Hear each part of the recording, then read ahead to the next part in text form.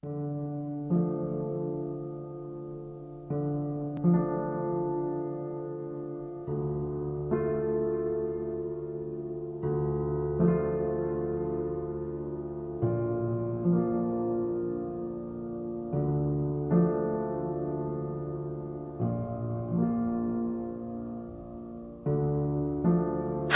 you probably noticed I don't feel about that war the way we were told we were supposed to feel about that war, the way we were ordered and instructed by the United States government to feel about that war.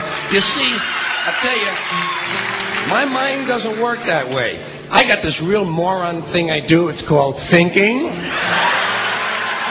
I'm not a very good American because I like to form my own opinions.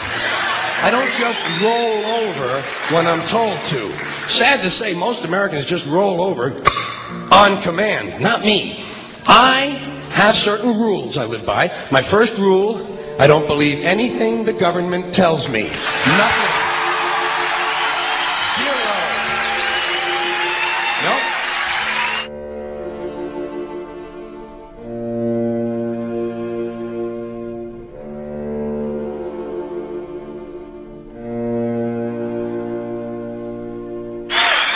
And I don't take very seriously the media or the press in this country, who in the case of the Persian Gulf War were nothing more than unpaid employees of the Department of Defense, and who most of the time function as kind of an unofficial public relations agency for the United States government.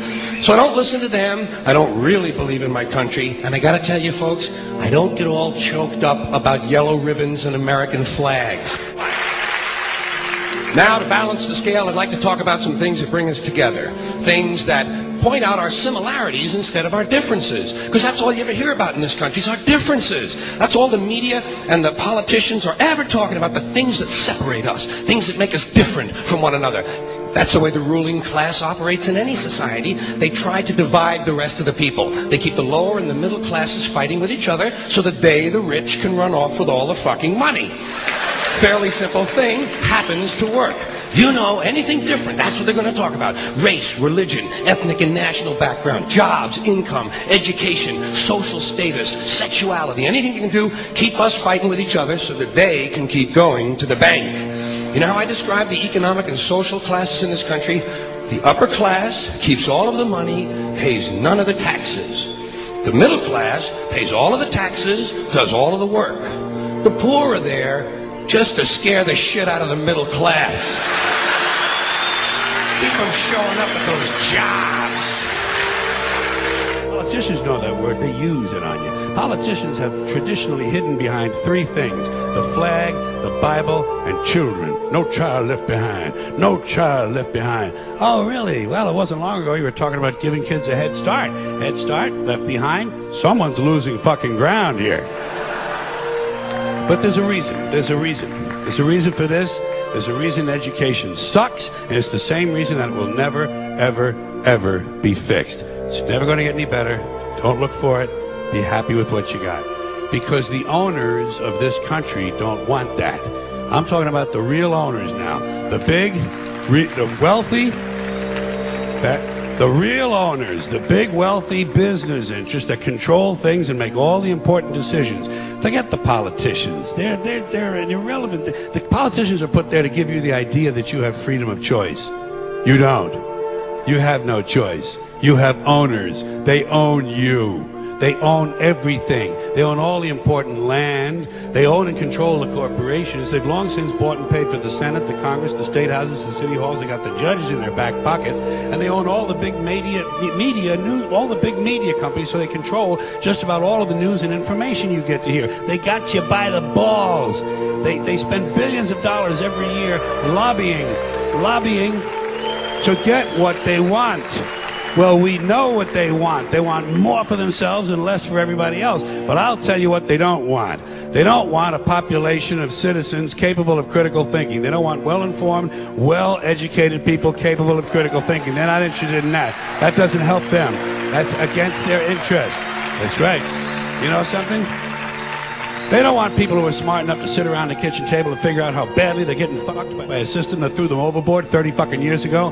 They don't want that. You know what they want? They want obedient workers. obedient workers, people who are just smart enough to run the machines and do the paperwork, and just dumb enough to passively accept all these increasingly shittier jobs with the lower pay, the longer hours, the reduced benefits, the end of overtime, and the vanishing pension that disappears the minute you go to collect it. And now they're coming for your Social Security money. They want your fucking retirement money. They want it back so they can give it to their criminal friends on Wall Street. And you know something? They'll get it. They'll get it all from you sooner or later, because they own this fucking place. It's a big club, and you ain't in it.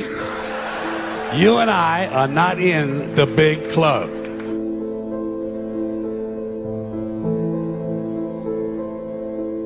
The greatest form of control is where you think you're free when you're being fundamentally manipulated and dictated to.